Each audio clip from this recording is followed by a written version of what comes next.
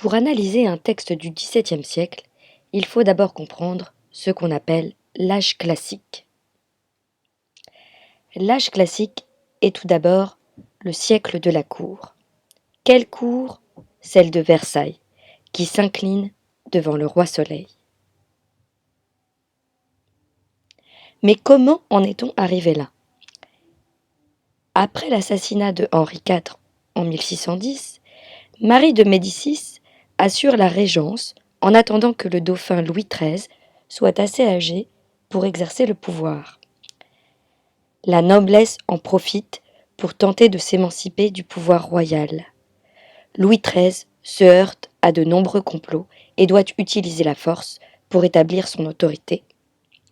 À sa mort précoce en 1643, le pays connaît une nouvelle période de régence, exercée par Anne d'Autriche, assistée de Mazarin, qui devient alors l'homme le plus puissant du royaume. Il se heurte à nouveau à la fronde parlementaire, puis à celle des princes qui veulent limiter le pouvoir royal. Louis XIV, alors enfant, tire les leçons de cette révolte. Dès son accession au trône, il renforce son pouvoir.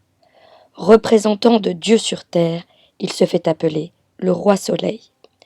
Il écarte la noblesse au profit de hauts fonctionnaires issus de la bourgeoisie, comme Colbert.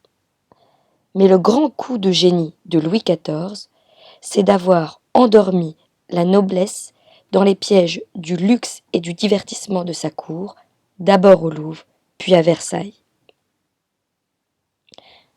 Véritable instrument de pouvoir, Versailles, dont les bâtiments somptueux sont l'œuvre des architectes Levau et Mansart, et les parcs et jardins de Lenôtre, met en scène la figure royale.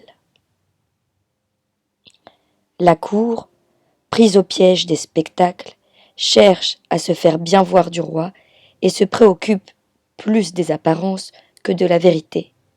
Son hypocrisie est l'objet de critiques des écrivains qu'on appelle les moralistes parce qu'ils critiquent les mœurs, c'est-à-dire les manières de vivre des hommes, comme La Bruyère dans ses portraits critiques que sont les caractères, ou La Fontaine dans ses fables, ou Molière, par exemple, dans son théâtre.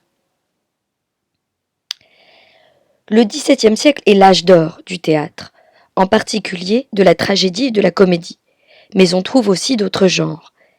L'écriture du XVIIe siècle est dite classique. Elle est caractérisée par l'impératif, hérité du latin, de plaire et instruire, placere et docere, ce qui veut dire que les œuvres doivent toujours enseigner quelque chose aux hommes en les divertissant. Son écriture, qui nous paraît aujourd'hui soutenue, répond en fait à un idéal de pureté.